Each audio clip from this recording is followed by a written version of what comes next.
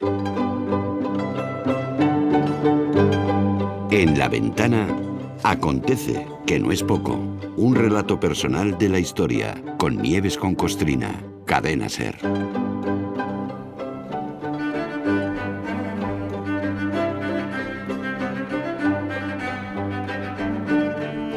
Nieves, buenas tardes. Hola Marta, ¿qué tal? Buenas tardes. Oye, no hay semana que no hablemos de desinformación, casi que cada acontecimiento con un mínimo de relevancia pública o de visibilidad tiene su cara B, digamos. Sus titulares exagerados, escandalosos, retorcidos y en el último extremo y muy habitualmente últimamente falsos, ¿no? Mentirosos. Pero es que esto no es nuevo, Nieves, y además coincide con el nacimiento del cómic moderno, lo que no quiere decir que sean lo mismo. No tiene nada que ver. Pero bueno, para situarnos primero, que quede claro, esto hoy va de periodismo amarillo, de ese del que estamos rodeados, es verdad, hoy más que nunca.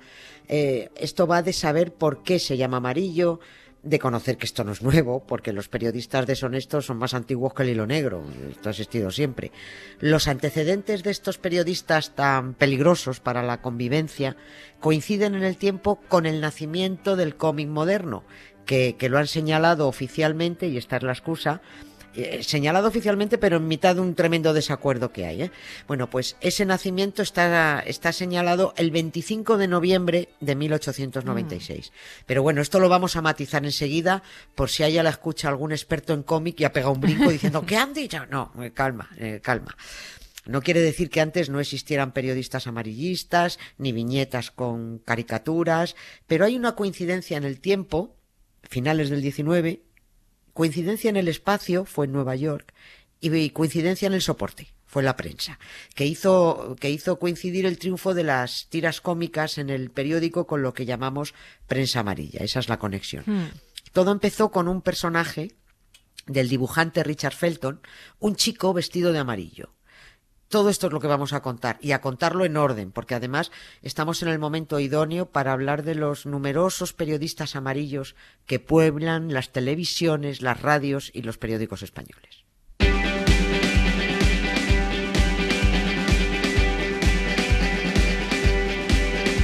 Que no pase un día sin que des tu opinión de mierda. Que no pase un día sin que cuentes tus miserias. Un día sin hacer al bien de menos. Un día sin abrir la caja de los truenos. Fíjate, se termina un mes donde la catástrofe de la gota fría en Valencia, en Albacete, en Málaga, ha generado más bulos, yo creo, de los que podemos asumir. Hoy, además, es el Día Internacional de la Eliminación de la Violencia contra la Mujer. Abríamos con esto el programa, que además también genera más bulos de los deseados, ¿no? Joder, bueno, además, fíjate que no es casualidad que los periodistas al servicio de quienes niegan una cosa también suelen estar al servicio de los que niegan la otra. No es casualidad, ¿no? No. Yo digo, a veces me pregunto, cuando veo algunas cosas, ¿pasarán vergüenza algunos periodistas en El Mundo, en el ABC, en La Razón, en Voz Populi, en OK Diario, en El Debate, que ponen su firma en informaciones sabiendo que son mentira? He llegado a creer que no pasan vergüenza, que simplemente se sienten poderosos ante ese privilegio que tenemos desde la prensa de poder manipular la opinión pública. El periodista que publica una mentira no puede usar la excusa de que está obligado por el medio en el que trabaja. No, porque puede acogerse a una cosa que se llama cláusula de conciencia. Y esto está incluido en la Constitución española desde 1997. Esto ya lo explicamos un poquito mejor al final. Es importante conocerlo porque no solo nos afecta a los periodistas, también los lectores y los espectadores y los oyentes deben de saber que si un medio publica una información deliberadamente falsa, no solo es culpable el medio, también el periodista que la firma. Pero bueno, vamos a ir primero con el nacimiento de la de la prensa amarilla aquel Vale. 25 de noviembre de 1896. En la Facultad de Ciencias de la Información, no sé si te acuerdas, nos lo enseñaban para saber lo que no teníamos que hacer cuando nos contaban historias del periodismo. Bueno, pues ahora estamos rodeados de los que no paran de hacerlo. Bueno, la que nos verdad. contaron que ese amarillismo nació gracias a la batalla periodística entre dos editores de prensa sin escrúpulos, Sin escrúpulos. capaces de cualquier cosa con tal de aumentar la tirada de sus Así medios. fue, sí, así fue. La prensa amarilla nació por la rivalidad de los dos periódicos de mayor influencia, The New York World, propiedad de Joseph Pulitzer, y The New York Journal, propiedad de William Randolph Hearst. Dos magnates, iba a decir, no, mangantes de la prensa. Eran dos tipos sin escrúpulos al servicio de las ventas, no de la verdad. Pero lo de empezar a llamar prensa amarilla a las informaciones sensacionalistas, a las no contrastadas o que eran directamente fake news, viene de lo siguiente que contamos. El periódico de Pulitzer tenía un dibujante que creó un personaje llamado Mickey Dugan, que era un chico vestido con un camisón amarillo y largo, un chico pelón con orejas de soplillo. Ese personaje llevaba mensajes escritos en su camisón amarillo. En vez de ponerlo en un bocadillo, arriba en un globo, que eso aún no se llevaba mucho en la prensa, lo que decía el chico aparecía escrito en su camisón. Aquello tuvo mucho éxito y la gente empezó a llamarlo The Yellow Kid, el chico amarillo. El mangante William Randolph Hearst se encaprichó del dibujante que tenía el otro mangante de Joseph Pulitzer y se lo robó a la competencia. Le hizo una oferta y se lo robó. Así que ahora, en vez de un chico amarillo, teníamos dos, porque Pulitzer contrató a otro dibujante para que siguiera haciendo al chico amarillo. Y como los dos periódicos publicaban al chico de amarillo y también estaban entregados a las fake news, en una competencia absolutamente feroz por ver quién vendía más y quién era más sensacionalista en los titulares, pues este tipo de prensa empezó a ser conocida como prensa amarilla.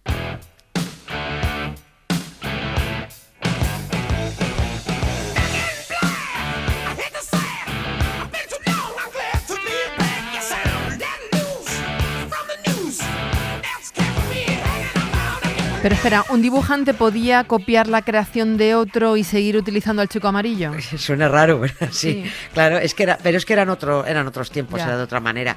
Los editores eran dueños de lo que se publicaba en sus periódicos. Y si el chico amarillo había sido creado para el diario de Pulitzer, Pulitzer tenía derecho a contratar a otro dibujante que siguiera dibujando al chico amarillo. La cosa de los derechos estaba de otra manera.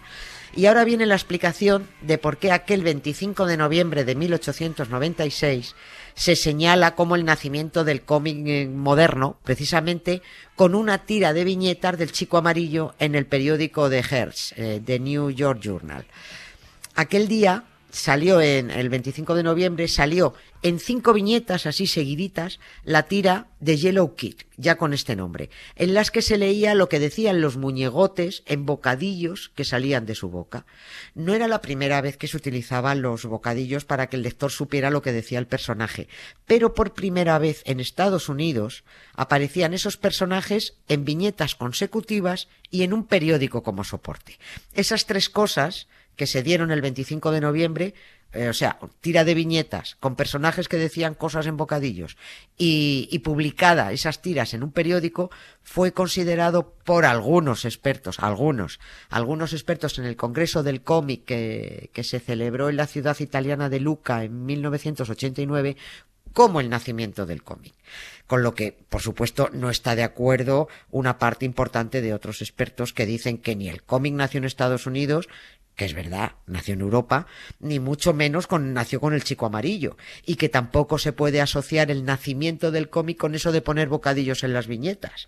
Así que, bueno, en esto del cómic, doctores tiene la Iglesia, el cómic también, y ellos son mucho más listos que los de la Iglesia encima. Oye, pero lo que no está en discusión es que en aquel final del siglo XIX nació la prensa amarilla y que esos fake news provocaron daños colaterales tan graves como la guerra hispanoamericana. ¿Lo has contado alguna vez? Claro, es que lo del famoso con la historia del Maine, tanto Hearst como Pulitzer publicaron informaciones falsas para animar, y sus periodistas, claro, por eso digo que son tan responsables unos como otros, publicaron informaciones falsas para animar a que Estados Unidos declarara la guerra a España para echar a los españoles de Cuba y quedársela a ellos.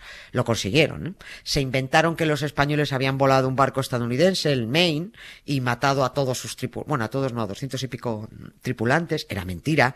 El Maine les explotó a ellos por un mal almacenamiento de la pólvora. Se llegó a dar el caso de un dibujante enviado por Hearst a La Habana para que ilustrara el caos que supuestamente se vivía en la ciudad y el ambiente de preguerra, y el dibujante, telegrafió a Nueva York diciendo: oiga, aquí no pasa nada.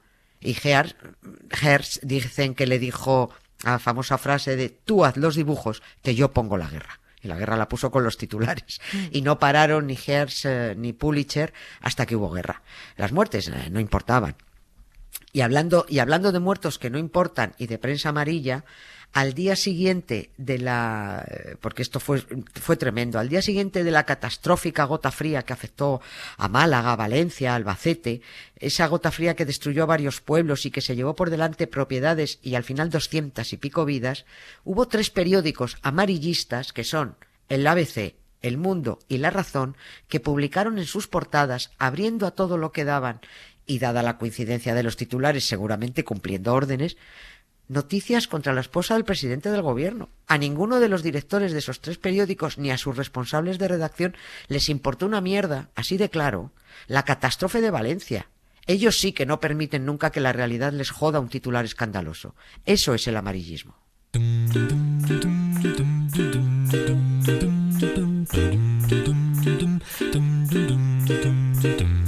I'm just a gigolo, and everywhere I go, people know the part I'm playing. Y respecto a la cláusula de conciencia del periodista a la que te referías al principio, Nieves. Sí, yo creo que esto es una cosa que se debe conocer. En 1997 se incluyó en la Constitución española, en su parte dogmática, y además se incluyó mediante una ley orgánica que se firmó el 19 de junio, firmada por ya el delincuente, el emérito, Juan Carlos de Borbón, se incluyó la regulación de la cláusula de conciencia de los periodistas.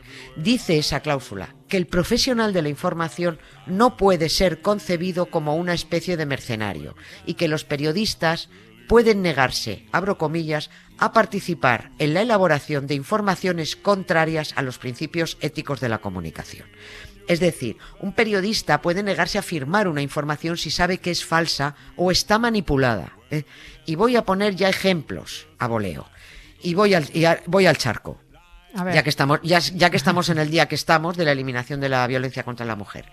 Si 2 periodistas del Mundo, Pablo R. Roces y Vicente Coll, firmaron una información recogiendo el bulo de Ayuso diciendo, y leo, que se ha detectado un alto número de hombres que han sufrido violencia sexual asociada en su mayoría al género femenino, y esto lo hacen sin facilitar los datos oficiales que dicen que el 86% de delitos sexuales en 2023 fueron a mujeres y niñas.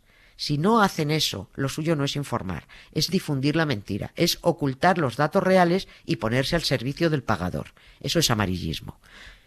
Más ejemplos. Si Iker Jiménez y Carmen Porter, en vez de ocuparse de lo suyo, de hombrecillos verdes y ectoplasmas, lanzan bulos de miles de cadáveres inexistentes.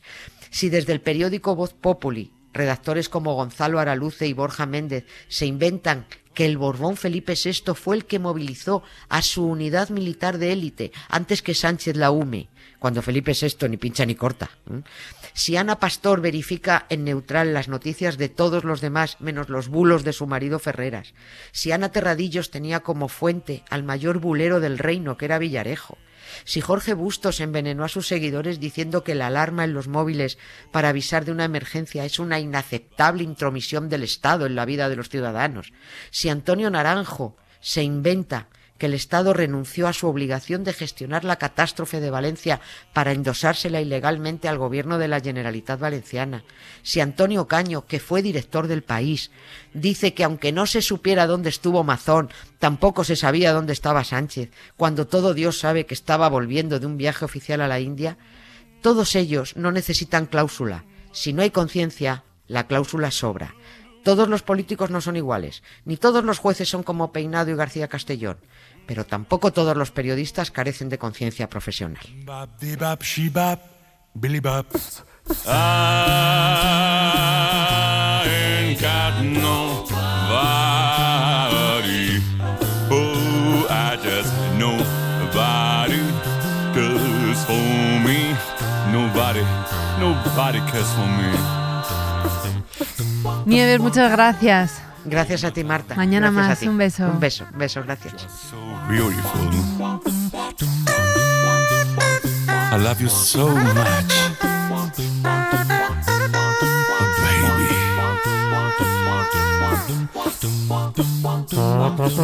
Oh là là, mon amour, tu es si belle. Oh, je t'aime. Miaou.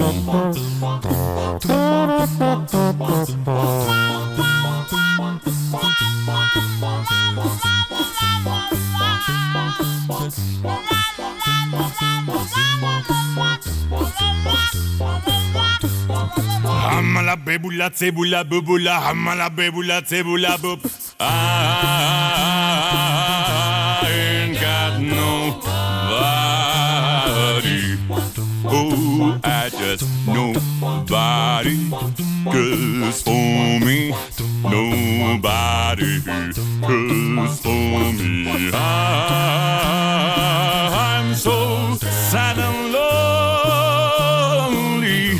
Sad and lonely, sad and lonely. Oh, sound sweet mama, come and rescue me, 'cause I'm so bad. Doom, ba-doom, doom, doom, ba-doom, doom, doom, doom, doom, doom, doo-doo-doo-doom. Oh, oh, oh, oh, oh, oh, oh.